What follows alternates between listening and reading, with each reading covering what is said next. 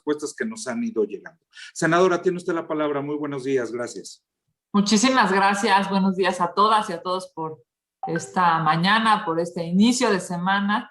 Y bueno, pues comentarles que continuaremos, como lo hemos dicho ya, haciendo una verificación de las mentiras de la Cuarta Transformación. Es claro que hay muchos datos que no se pueden soslayar, que no se pueden dejar de lado. El Taller de Comunicación Política SPIN, en su último informe, con corte al 30 de junio de este año, dio unos datos que son francamente preocupantes. Dijo que el presidente Andrés Manuel López Obrador ha compartido 56,181 afirmaciones no verdaderas. En promedio, 88 mentiras, afirmaciones no verdaderas se hacen por día. Entre mayo y junio hubo un incremento de 2,408 afirmaciones no verdaderas. Es decir, cada día aumenta una más a su promedio. Esto es verdaderamente indignante. Por ello, como lo señalamos la semana pasada, periódicamente haremos este ejercicio para evidenciar las mentiras de la Cuarta Transformación. La desinformación no debería ser base de ningún gobierno, pero el caso de López Obrador es especialmente reprobable, pues ha recurrido a las mentiras para denostar, para estigmatizar, para menoscabar y vulnerar a quienes no coinciden con él. El espacio de este día para hablar sobre las mentiras del presidente de la República tiene dos enfoques. Primero vamos a hablar, digamos, de las mentiras de la semana y después vamos a hablar de las mentiras de su pseudoinforme. El 29 de junio dijo: nosotros somos respetuosos de las instituciones, somos demócratas, somos amantes de la libertad. Cierro comillas. La realidad es que ejemplos de esta mentira hay varios, pero para muestra solamente dos. El 15 de marzo de este año, el presidente López Obrador envió una carta al presidente de la Suprema Corte para que se investigara al juez segundo de distrito por haber concedido una suspensión por un amparo promovido contra la ley de la industria eléctrica. También tenemos la carta que le instruyó enviar al canciller Marcelo Ebrard el 27 de mayo a la editora de la reconocida publicación The Economist por su portada del falso Mesías. Un demócrata, como dice él, y evidentemente miente, no permitiría que estas cartas se hubieran enviado. Lamentablemente, no es un demócrata y no acepta la crítica. La segunda mentira que hoy queremos comentar con ustedes es también del 29 de junio, abro comillas, dijo: no puedo yo estar aquí recibiendo a personas, a autoridades, para atender cuestiones electorales o acusaciones de tinte político electoral. Hay que cuidar la investidura presidencial, hay que respetar la investidura presidencial, dijo el presidente de la República, refiriéndose evidentemente a la solicitud de hablar con él del gobernador Aureoles. ¿Cuál es la realidad? La realidad es que el 24 de junio recibió a las y los gobernadores electos, 11 gobernadoras electas por Morena y su coalición. Para ellos sí tiene tiempo, pero no tiene tiempo para atender al gobernador de Michoacán, Silvano Aureoles. Sí tiene tiempo para comer con sus candidatos, pero no tiene tiempo para escuchar a un gobernador que todos sabemos quería hablar con él, sobre todo por la delincuencia y lo sucedido en las elecciones pasadas. La mentira 3. El 30 de junio, el presidente señaló que se garantiza el derecho a la información. No hay censura, dijo. Hay libertades plenas.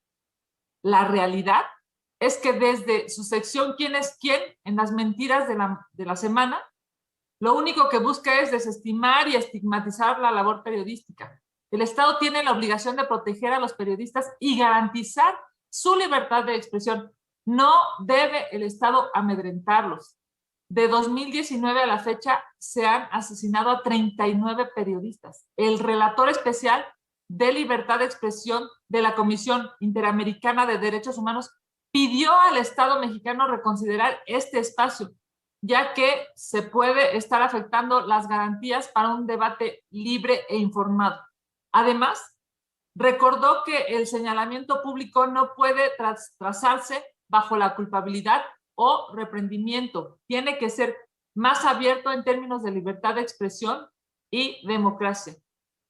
Esta tercera mentira, evidentemente, no solamente es, el problema no solamente es que mienta, sino que además lo único que a él le gusta es que los comunicadores repitan sus mentiras. Aquellos que no lo hacen, simple y sencillamente los denostan.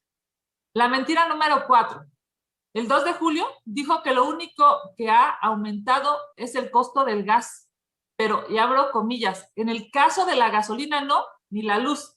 Hemos cumplido, dijo este presidente con una alta dosis de mitomanía. La realidad es que en noviembre de 2018 la gasolina costaba en promedio 19.23 pesos por litro. Hoy cuesta en promedio 20.87 pesos, es decir, 1.64 pesos más cara.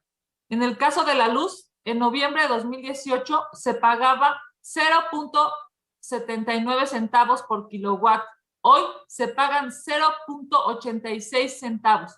Por ejemplo, una familia que pagaba 88 pesos en 2018, hoy paga 178 pesos. Esto es más del doble por este servicio. Otro producto que se ha incrementado es la tortilla, pasando de 12.54 pesos en 2018 a 18 pesos en mayo de este año. Y en algunos estados incluso cuesta más de 25 pesos el kilo. Ahora, el 10º informe del titular del Ejecutivo Federal merece una mención especial. De él podemos destacar muchas imprecisiones, pero quiero compartirles 4 en este ejercicio del día de hoy. Abro comillas, dijo, nuestro país no está colocado ni en América ni en el resto del mundo en los primeros lugares de mortalidad por COVID. La realidad es que somos el 4º país con más defunciones en todo el planeta, solo después de Estados Unidos, Brasil e India. Hoy, a pregunta expresa del periodista Jorge Ramos de si se ha manejado bien la pandemia, el presidente de la República de manera irresponsable ha dicho que sí. Desde su perspectiva se ha manejado bien la pandemia. ¿Qué manera de mentir? México es el 4º país con más muertes por COVID. El problema de alguien que miente todos los días es que quizá ya se creyó sus propias mentiras. Esto es trágico para una nación como la nuestra, que debería resolver los problemas en lugar de querer ocultarlos.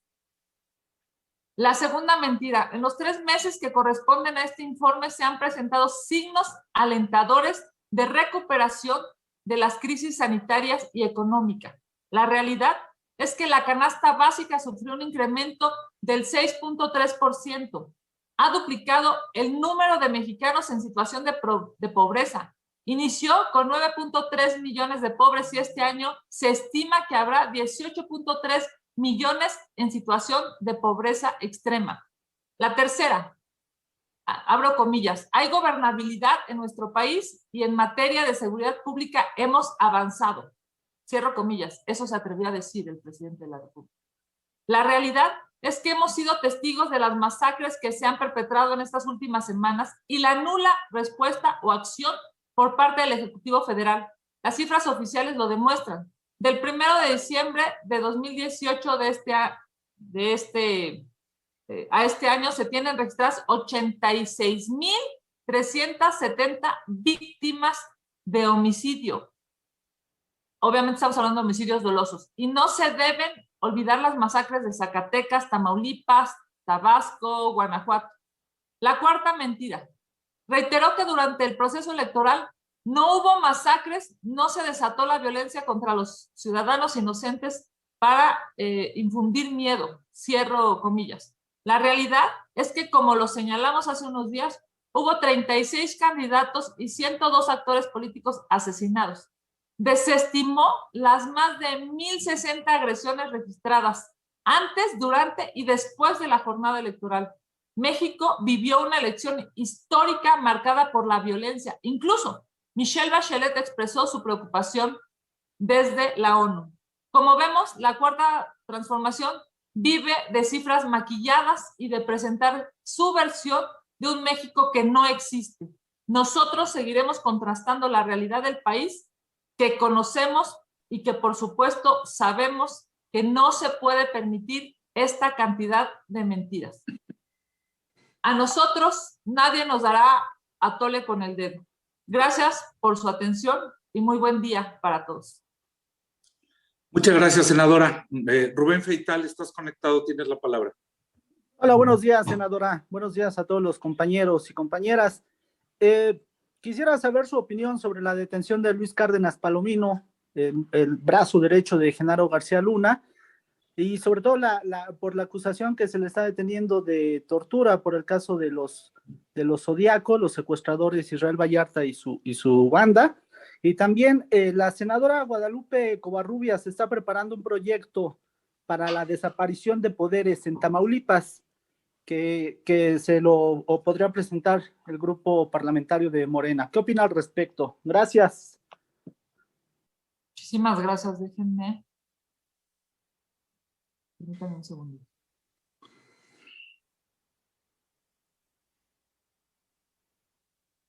No se ve la imagen, ¿verdad? No. Ahí está. Ya está. Muchas gracias. Muy amable, gracias.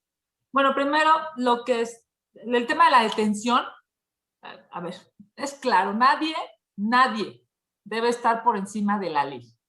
Si alguien violenta la ley y comete un ilícito, quien sea, de cualquier partido político, de cualquier administración, Israel, es necesario que se sancione, que se investigue objetivamente y se sancione en caso de haberse cometido algún ilícito. Me parece que el problema de esta administración, de este gobierno, es que tiene un doble rasero. No hay hoy claridad de las denuncias que se han presentado para el tema de Pío, para el tema de Bartlett, para el tema de la propia Irma Heréndira, que ya hoy no forma parte del gabinete, pero no hay ninguna sanción de esas denuncias. En México, lamentablemente, durante muchos años, también hay que reconocerlo, durante muchos años en México hemos visto cómo las instituciones están lamentablemente al servicio del poder en turno. Y ellos dijeron que iban a ser distintos y ¿qué creen? La verdad es que no lo han sido. No lo han sido y yo diría, incluso hoy, todavía se ha acrecentado más, porque lo que estamos viviendo en términos de justicia está afectando a los más pobres. El tema de Tamaulipas, a ver, es muy claro. Hay un objetivo político de minar a la oposición. Hoy se atrevió el presidente de la República a nombrar a algunos que él ve como posibles candidatos, ¿no?, de su proyecto, decía, ¿no? La frase exacta, algo así como de su proyecto, en fin, de sus aliados. Y pues dio algunos nombres. Y tan malo el Pinto como la Colorada. Lo que es un hecho es que les está yendo mal y que quieren todos los días minar a la oposición. Y ojalá y sea en un tema de Estado de Derecho en donde se procesen estas decisiones, incluyendo a Tamaulipas, y no sea más bien sobre un cadalso político que demuestra que esa vena del político de los 70s y de los 80s que corre todavía por el cuerpo del presidente de la República está muy fuerte. Ojalá y no sea así. Gracias, senadora. Gerardo Segura nos manda dos preguntas. Dice, la primera, López Obrador sigue negando la fuerte ola de violencia que se vive en el país. Dice tener otros datos en relación a la realidad de la violencia. ¿Qué opina de esto y de que López Obrador no ha entendido lo que es gobernar y trabajar para frenar la delincuencia y los múltiples problemas del país, pero sigue entretenido en conferencias manipuladoras? No, la conferencia de hoy, la verdad es que nos demuestra cómo vive en un mundo paralelo el presidente. Incluso cuando le argumentan con sus propias cifras, con las cifras del gobierno, de cualquier manera, él dice que tiene otros datos, incluso sonríe, ¿no? Es algo, yo diría, preocupantísimo, porque no puedes ser el primer mandatario de este país y decir que tienes otros datos, porque los datos se generan por las instituciones. Esta ola brutal de violencia que claramente no ha podido disminuir con su gobierno es porque no hay una estrategia de seguridad.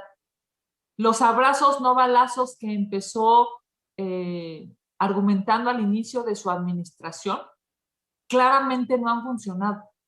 La pseudomilitarización del país claramente no ha funcionado.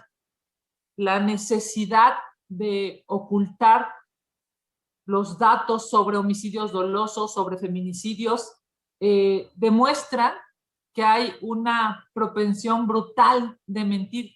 Fíjense lo que dijo hoy, algo de verdad, pues para analizar con un médico, y lo digo con todo respeto, pero no puedes comparar el robo de automóviles en una pandemia con los feminicidios o con los homicidios dolosos. No debes, no es ético, no es moral. Porque además, su argumento de que se disminuyó el robo de automóviles es ridículo cuando sabemos que la gente estuvo confinada en su casa y no salió ni siquiera, digamos, para arriesgar su automóvil.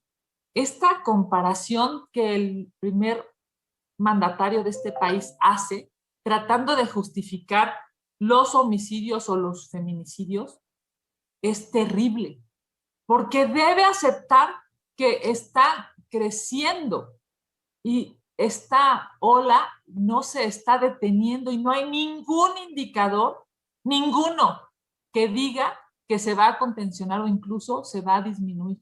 Al contrario. Yo te diría, Gerardo, es claro que el presidente de la República, efectivamente, voy a hacer eco de la mañanera de hoy, vive en una burbuja.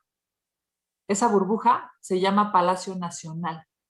Esa burbuja se llaman sus aplaudidores, aquellos que a lo mejor nunca habían tenido el sueldo que hoy tienen y son capaces de mentir y de hacer cualquier cosa con tal de continuar en el poder y con tal de continuar chupando de la ubre del erario. Así es que ojalá y en algún momento la gente que lo rodea tenga un poquito de ética y él mismo reconozca los datos, porque no hay otros datos. Hay datos oficiales nacionales e internacionales. Gracias, senadora. La segunda de Gerardo Segura dice, se está documentando cómo operaron los narcos en la elección. ¿Se puede hacer algo para legalmente hacer que se revierta esta situación? Porque se corre el riesgo de que se repita esto en la próxima elección y con mayor fuerza. ¿Puede haber una denuncia ante el Tribunal Electoral o algo así? Bueno, déjame decirte, Gerardo, que efectivamente lo que tenemos que hacer es evidenciar lo que pasó. Por eso es increíble que el presidente de la República no haya podido recibir al gobernador Aureoles, pero sí haya tenido tiempo para comer, ya sabemos que le encanta comer, ¿no?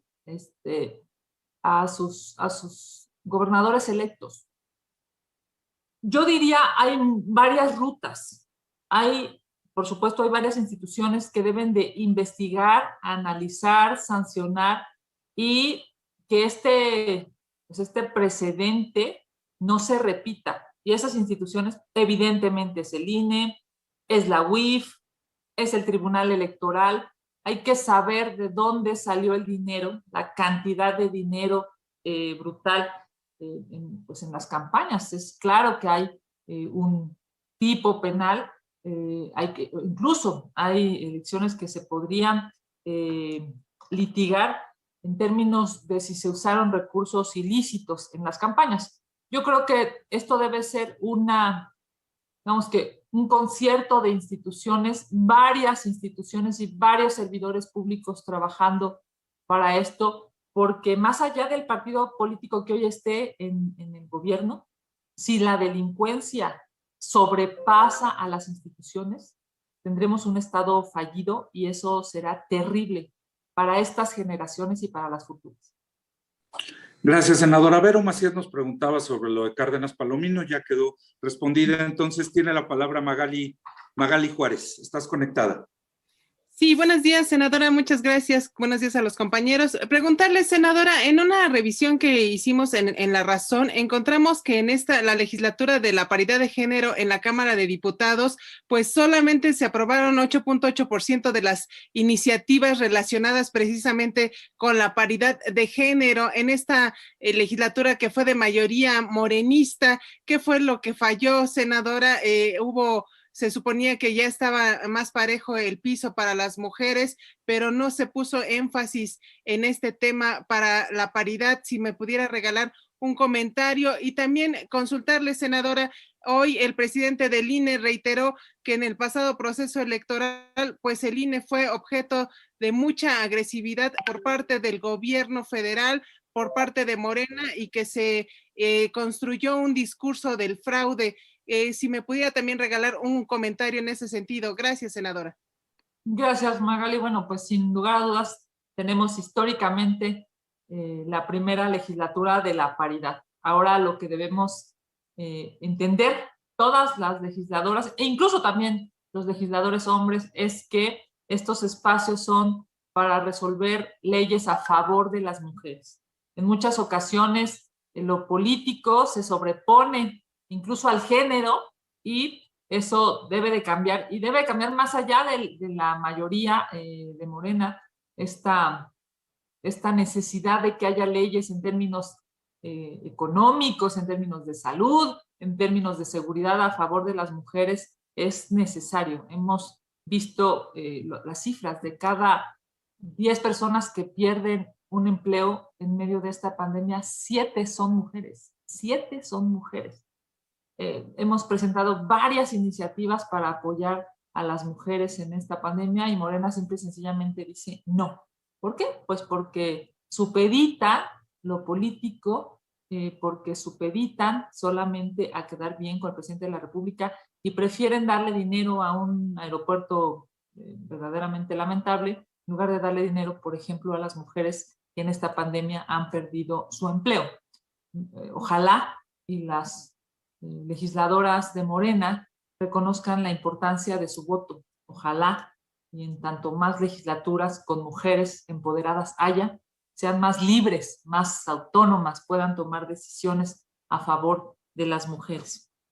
En el tema del INE, bueno, pues claramente hemos escuchado un discurso violento, violentador desde Palacio Nacional. El problema de López Obrador y sus aliados es que una vez que no tienen una visión demócrata, solamente quieren demostrar o quieren violentar aquello que no se les acomoda. E increíblemente, no se les acomodan las instituciones electorales. El INE ha reconocido el triunfo de quien lo tiene. Cuando ganó el PAN, le reconoció el triunfo al PAN. Cuando ganó el PRI, le reconoció el triunfo al PRI. Cuando ganó Morena, le reconoció el triunfo a Morena. Porque el INE es una institución que está cargada, está llena, digamos, de un trabajo histórico. Logramos arrancarle las elecciones al gobierno, ¿recuerda? Hicimos este órgano constitucionalmente autónomo. Tiene muchos canales, digamos, para blindarse.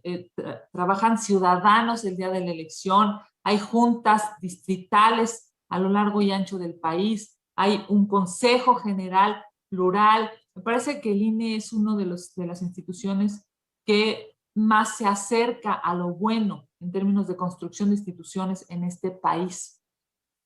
Cuando López Obrador denosta y violenta al INE, lo hace, supongo yo, lo hace pensando que algún día va a perder y no va a aceptar esa pérdida. No sabe perder, es un mal perdedor, lo hemos visto, ¿no? En las ocasiones en las que ha perdido, no sabe perder, pero me parece que el INE ha dado una muestra extraordinaria de autonomía, ha dado una muestra extraordinaria de que los ciudadanos en México confían en el INE, participaron en las elecciones en medio de una pandemia, asistieron a las casillas, tomaron los cursos de capacitación, fueron a la elección, estuvieron todo el día, los ciudadanos contaron los votos y hubo resultados. En aquellas casillas en donde se argumenta hubo una, pues digamos, una manipulación de la delincuencia organizada, hay que investigar. A veces es increíble pensar que haya casillas en donde ningún otro partido político que no haya sido Morena obtuvo un voto. Eso ya no pasaba desde hace muchas décadas. Es algo que tendrá que investigarse, pero la realidad es que el INE hoy sigue demostrando que es un organismo constitucionalmente autónomo y que funciona, y que nos da hoy certeza de saber, por cierto, que Morena está muy alejado para tener 2/3 partes y cambiar la Constitución en la Cámara de Diputados. Gracias, senadora. Gabriel Santomila pregunta, ¿cómo viene la agenda del PAN para el próximo periodo y qué temas son su prioridad? Bueno, vamos a tener, como ustedes saben, una reunión plenaria previa al periodo ordinario de sesiones que inicia en septiembre, y ahí estaremos notificándoles en tiempo y forma como grupo parlamentario nuestra agenda. Sin duda, y lo digo a título personal, pero estoy absolutamente segura que lo acompañan la mayoría de mis compañeros, es que tenemos 3 prioridades. Que haya dinero en el bolsillo de los mexicanos, que el derecho humano de acceso a la salud sí se materialice y por supuesto que haya seguridad. Salud, economía y seguridad son las prioridades de los mexicanos.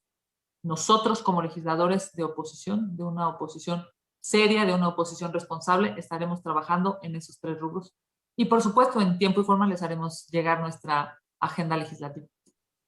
Gracias, senador. Y finalmente, Claudia Bolaños pregunta, su opinión sobre la encuesta presentada por Andrés Manuel sobre la percepción ciudadana a su gobierno y de que permanezca en el cargo.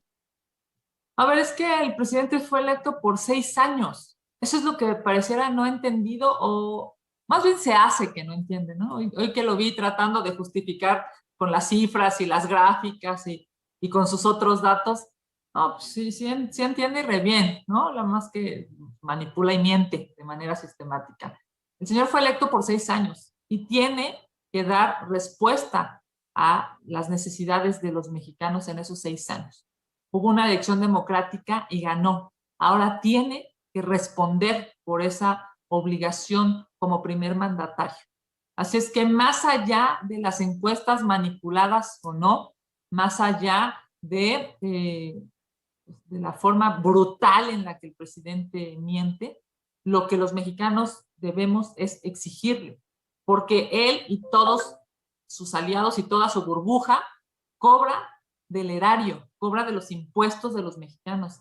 Así es que el presidente López Obrador debería de dejar de mentir y debería de empezar a hacer gobierno. Somos el 4º país en el planeta con más muertes por COVID. Eso tiene que entenderlo y eso lo va a acompañar por el resto de su carrera política. Ojalá y haya entendimiento y empiecen a mejorar las cosas de inicio en términos de salud. Senadora, muchas gracias. No tenemos más preguntas. Gracias a las compañeras y compañeros de La Fuente que nos acompañaron y les estaremos enviando los materiales en un momento. Muchas gracias. Que tengan todos buen día. Buen día, senadora, y buena semana. Muchas gracias a todos. Bonito día.